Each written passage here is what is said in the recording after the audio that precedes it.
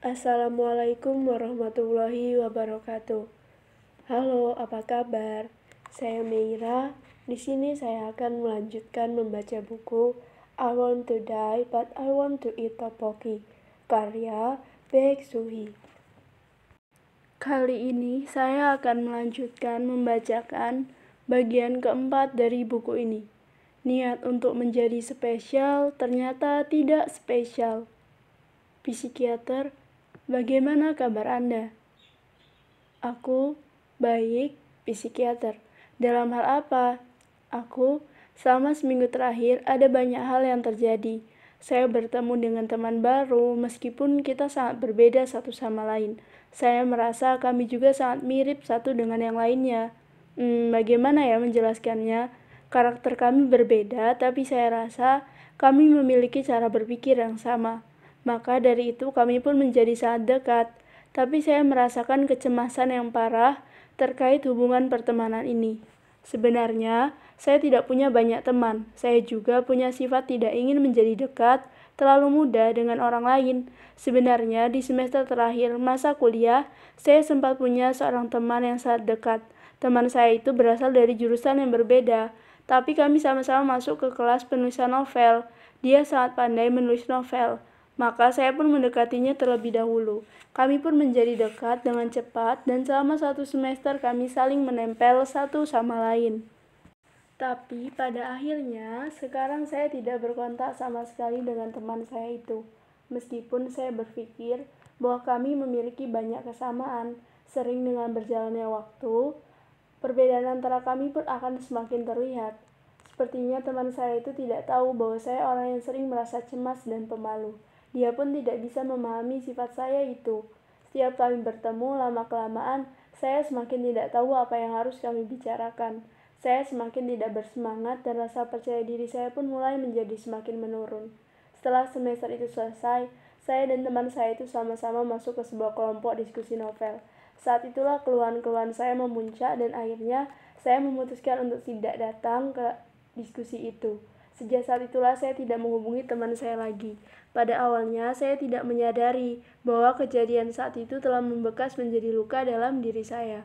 Tapi saat saya mulai dekat dengan teman baru saat ini, tiba-tiba saya teringat pada kejadian itu.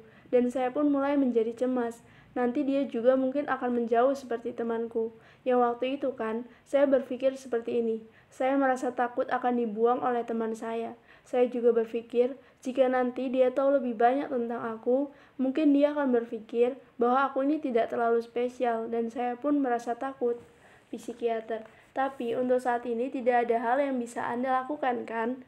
Bukankah akan lebih baik jika Anda mendedikasikan diri Anda untuk momen ini? Untuk saat ini, sebenarnya bukankah rasa cemas dan khawatir akan dibuang akan muncul jika Anda merasa telah memiliki sesuatu? Aku sebenarnya bukan memiliki, tapi sepertinya jika saya menyukai seseorang, saya merasa jika orang itu akan menganggap remeh saya. Psikiater, kalau saja kata-kata Anda itu benar, berarti sekarang Anda telah menjadi orang yang sangat bodoh. Biasanya kan orang yang memiliki rasa suka lebih besar adalah pihak yang lebih lemah. Aku, itu benar. Teman baru saya ini tidak terlalu memiliki ketertarikan pada orang lain. Sementara saya tertarik dengan orang yang seperti itu. Selain itu, tidak ada orang di kantor yang dekat dengan teman saya ini. Tapi ia dekat dengan saya. Jadi saya merasa terharu. Tapi selain merasa terharu, saya merasa rendah juga di saat bersamaan. Psikiater, Anda merasa seperti terpilih. Aku, iya betul, agak lucu kan, psikiater. Sepertinya Anda harus membagi-bagi kasih sayang Anda.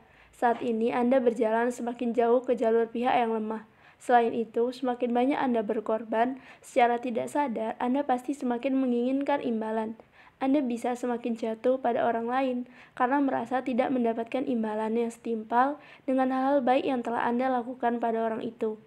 Aku, tapi saat ini orang yang hanya banyak berpikir saja, sementara saya tidak melakukan tindakan apapun. Saya menanti imbalan dan merasa kecewa, padahal saya sendiri tidak melakukan apa-apa. Psikiater, semua orang pada hakikatnya memang seperti itu. Kita bisa tertarik pada seseorang karena kita berpikir, aku tidak boleh mengkhianati orang yang telah memilihku. Daripada Anda bersikap was-was saat menjadi terlalu dekat dengan orang itu, atau hidup dalam rasa kekhawatiran Anda akan dibuang oleh orang itu setelah menjadi dekat dengannya. Bukankah lebih baik Anda memikirkan, apakah aku benar-benar cocok dengan orang itu, atau sisi mana dari diriku yang dia sukai, dan sisi mana yang ia tidak sukai, betul kan? Saya memiliki pikiran bahwa teman saya itu adalah orang yang unik, sementara saya ini adalah orang yang standar dan biasa-biasa saja. Hal itulah yang sedikit mengganggu saya. Psikiater, kalau begitu, teman Anda mencari seseorang yang standar dan biasa-biasa saja. Kalau begitu, orang yang tidak dekat dengan siapapun di tempat kerja pada akhirnya memilih orang yang tidak spesial.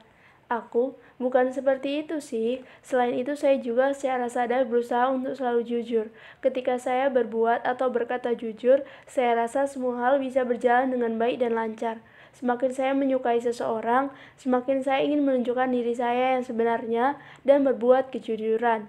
Psikiater, apakah tidak ada rasa takut ketika Anda bersikap jujur dan menunjukkan diri Anda yang sebenarnya? Ada, tapi saya berusaha untuk menghilangkan. Psikiater, itu bagus. Untunglah, maka dari itu, saya juga menceritakannya pada teman saya itu. Saya mengatakan bahwa saya sebenarnya adalah orang yang mudah ditebak dan biasa-biasa saja, sehingga saya khawatir dia akan kecewa jika mengetahui sisi sesungguhnya dari diri saya ini. Ternyata teman saya itu berkata bahwa dia pun berpikir bahwa dia sama seperti saya. Dia juga adalah orang yang biasa-biasa saja. Saya lulus dari jurusan sastra dan saat ini bekerja di sebuah penerbit. Maka saya sering punya kesempatan bertemu dengan para seniman. Saat bertemu mereka, saya rasa saya tidak cocok dengan mereka. Itu karena saya merasa diri saya ini terlalu biasa. Tapi ketika saya bertemu dengan orang-orang yang tidak ada hubungannya dengan seni pun, saya merasa seperti berada di sebuah pulau terpencil. Saya merasa seperti sebuah benda terapung yang tidak termasuk ke dalam suatu kelompok atau kategori tertentu. Ternyata teman saya itu pun berkata bahwa dia merasakan hal yang sama. Aku suka karya seni, tapi aku juga suka Infinity Challenge. Infinity Challenge atau Muhan Dojeon adalah sebuah program televisi komedi Korea yang diproduksi dan disiarkan oleh saluran televisi Korea MBC. Saya merasa tertegun ketika mendengar dirinya sama seperti setengah manusia, setengah hewan, karena bukan termasuk ke dalam seniman maupun kategori umum. Ketika saya berkata jujur bahwa sebenarnya saya merasa khawatir kami akan menjauh, dia menjawab karena kami masing-masing punya pekerjaan dan urusan pribadi, maka tentu kami tidak bisa setiap saat menghubungi satu sama lain. Tapi tentu kami akan tetap saling mengingat satu sama lain dan itu akan menjadi hal yang baik. Psikiater, kondisi saat ini adalah kondisi yang baik. Anda tidak perlu terlalu khawatir tentang apa yang akan terjadi di masa depan. Kecemasan yang Anda rasakan bisa menjadi beban bagi teman Anda. Apakah masalah itu juga yang mungkin terjadi pada teman yang saya miliki di semester akhir perkuliahan? Psikiater, iya, bisa saja. Anda merasa suka pada orang tersebut. Akhirnya Anda sangat memandang tinggi keberadaan orang itu dan menganggapnya sebagai sebuah puncak yang tak tertandingi dan Anda bisa jadi semakin memandang rendah diri Anda. Akibatnya, meskipun jarak pada kenyataan Anda semakin dekat dengan orang tersebut, secara psikologis bisa saja Anda semakin menjauh dari orang itu. Perasaan itu pun menjadi inferioritas dan akhirnya membuat rasa percaya diri Anda menurun. Anda pun akan mulai berpikir bahwa Anda dan orang tersebut akan menjauh. Untuk memastikan hal itu, Anda pun akan melakukan berbagai hal, seperti bertanya secara langsung pada orang tersebut atau memulai tindakan tidak langsung. Akibatnya bisa saja teman Anda merasa tidak nyaman. Apakah teman saya bisa merasakannya? Psikiater, bisa saja begitu. Teman Anda bisa saja memahami keinginan Anda untuk memastikan bahwa hubungan Anda dan teman Anda itu tidak akan menjauh, tapi bisa saja dia juga merasa bahwa cara Anda untuk memenuhi keinginan itu terasa kekanak-kanakan. Kenapa begitu? Psikiater, karena Anda melakukannya untuk merasa puas sesaat, tapi tentu saja hal itu tidak bisa bertahan lama. Daripada melakukan cara itu, lebih baik jika Anda menganggap bertemu dengan seseorang yang Anda sukai adalah hal yang berharga, sehingga bisa mendapatkan kepuasan tersendiri. Jika Anda mulai menekankan semuanya pada waktu yang dihabiskan bersama, maka Anda pun akan mulai merasa khawatir. Aku, begitukah? Lalu bagaimana caranya agar bisa memperbaiki pikiran bahwa saya ini adalah orang yang terlalu biasa? Psikiater. Apakah hal itu merupakan masalah yang harus diperbaiki? Aku. Saya ingin mencintai diri saya sendiri. Psikiater. Saya melihat bahwa masalah ini bukanlah sebuah masalah besar yang perlu diperbaiki. Semuanya kembali lagi pada bagaimana cara Anda memandang diri Anda sendiri. Selama ini jika Anda bertemu dengan para seniman, Anda selalu memikirkan hal yang dimiliki oleh para seniman, sementara Anda tidak memiliki hal itu. Begitu juga saat bertemu orang lain, benar kan? Bagaimana jika Anda mengubah cara pandang Anda tersebut? Anda bisa berpikir, karena orang-orang ini adalah seniman, mungkin mereka lebih sensitif. Anda juga bisa berpikir, mereka tidak bisa memahami apa yang aku katakan saat bertemu dengan orang dari latar belakang lainnya. Meskipun Anda menghadapi situasi yang sama, hasilnya bisa berubah dan berbeda sesuai dengan cara Anda memandang situasi tersebut. Saat ini, Anda menetapkan standar Anda sendiri dan menyiksa diri Anda dengan standar itu. Aku, sepertinya saya sangat menyiksa diri saya sendiri. Psikiater, tanpa Anda sadari, menilai bahwa diri Anda adalah sosok yang biasa saja mungkin merupakan suatu bentuk untuk melindungi diri Anda. Buktinya Anda sendiri tidak mengatakan bahwa Anda merasa inferior. Aku, benar juga. Setelah saya bertemu teman saya ini, kekhawatiran saya menjadi lebih kuat. Teman saya ini tidak suka pada hal-hal yang standar. Sebenarnya saya juga tidak suka hal-hal yang mudah ditebak. Psikiater. Tapi apakah berpikir bahwa diri Anda ini mudah ditebak dan berpikir bahwa teman Anda ini mudah ditebak adalah hal yang sama? Meski ada hal yang sama-sama membuat Anda dan teman Anda merasa jauh, tentu ada perbedaan dari diri masing-masing. Anda harus menghilangkan pikiran yang menilai apakah Anda ini orang yang spesial atau tidak. Di dunia ini, pilihan yang ada bukan hanya baik atau buruk, maupun hitam dan putih saja kan? Aku, iya, saya suka menghabiskan waktu sendirian. Tapi ada syaratnya, harus ada orang yang mencintai saya. Saya hanya bisa menikmati menghabiskan waktu sendirian jika ada yang menanyakan kabar saya. Dulu ketika saya sendirian selama sekitar 6 bulan, pada suatu pagi ketika saya terbangun dan membuka mata, saya menyadari bahwa tidak ada satu orang pun yang mencari saya. Tak ada satu orang pun yang mencintai saya. Menyadari hal ini, saya pun merasa sangat kesulitan. Sekarang pun saya masih memikirkan hal seperti ini. Psikiater, jika Anda membuat diri Anda merasa cemas untuk mendapatkan perhatian dari orang lain, suatu saat tentu Anda bisa mendapatkan perhatian yang Anda inginkan tersebut. Setelah itu, ketika Anda sudah merasa nyaman, orang lain juga akan merasa tenang kan? Tapi kalau begitu nantinya, bisa saja Anda kembali merasakan keputusasaan. Secara tidak sadar, rasa takut bahwa seseorang akan meninggalkan Anda. Saat Anda merasa bahagia pun bisa tiba-tiba muncul. Akhirnya Anda bisa merasa bahwa diri Anda tidak boleh menjadi bahagia. Meskipun sekarang rasa cemas Anda sedikit menghilang karena perhatian sesaat yang Anda dapatkan. Jika dilihat dalam jangka panjang, perhatian sesaat itu bisa menjadi produk gagal yang membuat semua hal di sekelilingnya menjadi busuk dan rusak. Aku, teman saya yang baru saja, pun menyarankan pada saya untuk mencoba hidup sendirian. Dia berkata agar saya tidak terlalu bergantung pada orang lain. Katanya, dia pun mencoba untuk hidup sendiri dan akhirnya kini dia sampai pada waktu di tahap di mana dia merasa baik-baik saja, walau orang lain merasa tidak suka padanya. Apakah benar mencoba hidup sendirian bisa membantu? Psikiater, iya jika sudah tidak ada jalan lain, tapi apakah hal itu benar-benar perlu dilakukan? Hal ini pun merupakan suatu pilihan dan keputusan yang ekstrim. Saat ini sepertinya Anda sedang meminta bantuan dari pihak lain untuk melindungi diri Anda sendiri, karena dalam diri Anda sudah tercampur kekosongan dan ketakutan. Jika Anda bergantung pada orang lain dan meminta bantuan dari orang tersebut, Anda mungkin bisa memperoleh kepuasan dengan cepat, tapi mungkin di masa yang akan datang tidak akan bisa Anda tidak akan bisa berdiri sendirian. Kalau sampai hal itu terjadi, Anda bisa saja menjadi tidak tertarik pada hal-hal yang menyenangkan atau hal-hal baru lainnya yang menghampiri Anda. Waktu itu kan dokter menyuruh saya untuk memikirkan apa yang kira-kira dirasakan oleh diri saya yang berusia 20 jika memandang diri saya sekarang ini. Saya sangat menyukai proses itu. Maka belakangan ini ada hal yang sering terpikirkan oleh saya. Dulu saya adalah orang yang sangat terikat pada peraturan. Sebenarnya saya tidak suka pergi secara bergerombol.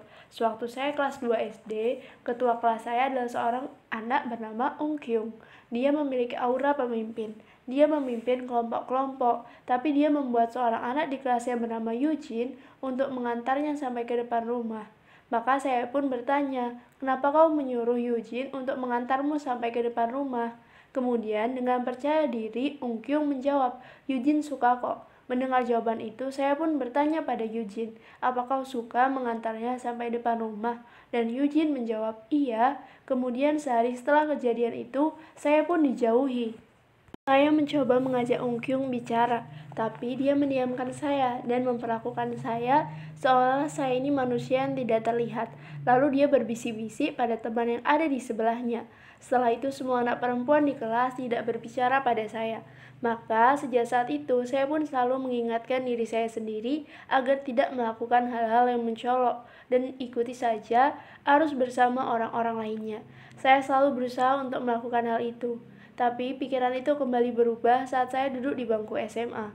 Pikiran itu lama-lama menjadi semakin parah, hingga saat berkuliah saya pun selalu sendirian. Begitu juga sekarang di kantor, tapi saya merasa senang akan hal itu. Saya bangga dan rasanya saya ingin memuji diri saya sendiri. Saya bangga karena saya bisa mengenali diri saya sendiri dan melakukan apa yang saya inginkan. Psikiater, bagus sekali kalau Anda bisa melakukan apa yang Anda inginkan. Sebenarnya perihal memuji diri sendiri atau tidak saat Anda bisa melakukan banyak hal sendiri itu tidak terlalu menjadi masalah. Karena itu tergantung dari pilihan Anda sendiri. Tapi hal yang paling penting adalah ketika dari kebiasaan itu Anda bisa merasakan kebahagiaan. Itulah hal yang membuat Anda nyaman. Penting sekali untuk terus mencari hal-hal dan cara lainnya yang bisa membuat Anda merasa nyaman dan bahagia. Aku, baik, saya mengerti. Pulau terpencil.